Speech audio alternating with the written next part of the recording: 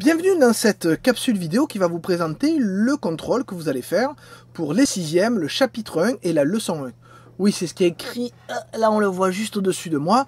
Le chapitre 1 concerne les êtres vivants et leur environnement, et la leçon 1 c'était justement les êtres vivants dans leur environnement, à savoir comment ils sont positionnés, comment ils sont répartis. Donc je vais vous présenter ici le sujet que vous voyez là. Alors faites attention, ce sujet, on le voit, présente 2 pages. On va donc passer quelques minutes ensemble pour le passer, voir un peu quelles sont les questions, que vous puissiez le préparer au mieux. Alors, on commence tout de suite. Vous allez voir qu'il y a 2 parties dans ce contrôle. Une partie savoir son cours sur 20 points et une partie faire des exercices sur 20 points. Vous aurez 1 heure pour faire ce contrôle, donc il est prévu que vous ayez le temps de le faire. Pas besoin de copier les questions, juste besoin d'y répondre. Bien évidemment, si vous le désirez, vous pouvez être validé sur des compétences, comme par exemple savoir faire des phrases, connaître son cours. Il suffit de les noter sur votre copie et je pourrai valider les compétences qui vont avec. Alors, première question, donnez les définitions de environnement, géologique, répartition, biosphère et influencé. Ce sont des définitions que vous avez déjà apprises et que je vous ai déjà demandé de réciter. Expliquez quels sont les 3 types d'éléments qui peuvent influencer la répartition des êtres vivants. Oui, regardez bien les titres de la leçon. Il y a écrit les êtres vivants, la répartition des êtres vivants est influencée par, et chaque titre donne quelque chose qui peut influencer la répartition des êtres vivants. Question 3, indiquez quels sont les 3 éléments que l'on retrouve dans tous les environnements. Ça, c'était la première leçon, j'espère que vous en souvenez encore. Et enfin, donnez 2 exemples d'influence humaine sur la répartition des autres êtres vivants. Vous donnez l'exemple d'une influence directe et d'une influence indirecte. Si vous voulez être sûr de ne pas vous tromper, n'hésitez pas à prendre les exemples qui sont dans votre cours. Voilà pour la partie leçon qui est sur 20 points. Donc maintenant, on peut faire la partie exercice. Donc dans cette partie exercice, vous avez 2 exercices. Un premier ici, influencer les êtres vivants pour améliorer son cadre de vie. Et le deuxième qui est de l'autre côté de la page, comprendre la répartition des arbres en montagne.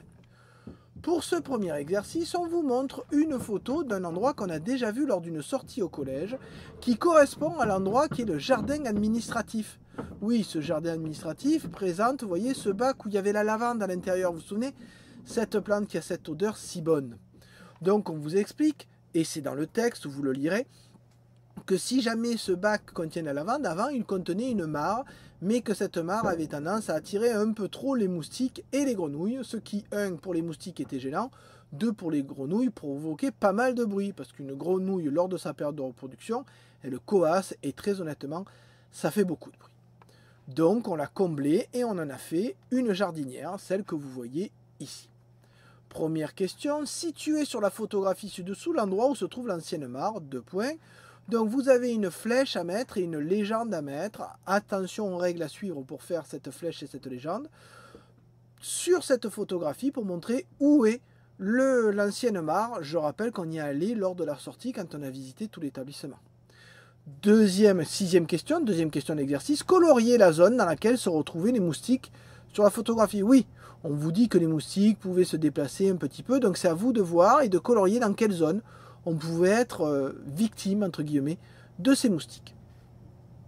Question 7. À l'aide des informations ci-dessus, expliquez quelles ont été les actions humaines sur la répartition des êtres vivants dans le jardin à côté du bâtiment administratif. Vous préciserez le type d'action à chaque fois. Et oui, l'homme, pour améliorer son cadre de vie, a agi sur les êtres vivants, sur les moustiques et sur les grenouilles notamment, et aussi sur les plantes, puisqu'il y a eu une jardinière. À vous de dire quelle a été l'action, si c'est une action directe ou indirecte. Voilà pour le premier exercice qui, si vous regardez bien, compte pour 8 points. Le deuxième exercice, certains élèves le reconnaîtront sans doute, il ressemble à l'exercice que vous aviez pu prendre pour vous entraîner. On vous montre sur le schéma une montagne avec la place des arbres et leur altitude, aussi bien du côté nord de la montagne que du côté droit. Vous avez des feuillus, puis des résineux, puis des sapins, puis rien du tout. Enfin, ici, vous avez quand même des végétaux, puisque c'est une pelouse, donc c'est de l'herbe qui pousse. À l'aide du schéma ci-dessous, vous devez donc remplir le tableau qui est ici pour 6 points.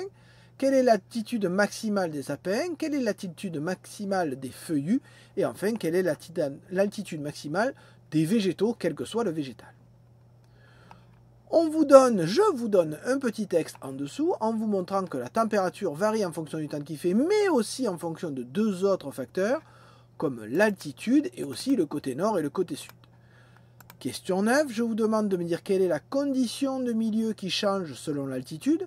Oui, rappelez-vous, les conditions de milieu, c'est ce qu'on a vu quand on a fait des mesures dans le collège. Oui, vous pouvez reprendre votre cours. Dedans, il y a écrit conditions de milieu et je vous donne quelques exemples de conditions de milieu. Là, je vous demande de trouver laquelle c'est. Et enfin, question 10, compétence expliquée. Je vous demande d'expliquer la répartition des arbres, c'est-à-dire comment vous expliquez que en bas, vous avez ici des feuillus, puis après, vous avez des hêtres et des sapins, puis après, vous avez des sapins, puis après de la pelouse. Comment vous pourriez expliquer, quelles raisons vous pourriez donner, quelle explication, quelles sont les causes qui provoquent cette répartition, ces placements des végétaux. Donc j'espère que cette explication de ce document pourra vous aider pour votre contrôle. N'hésitez pas à le revoir et si jamais vous avez besoin, n'hésitez pas à poser des questions sur Pronote, que je puisse y répondre avant le contrôle. Oui, parce que bien évidemment, pendant le contrôle, je ne réponds pas aux questions. Allez, au revoir et à bientôt.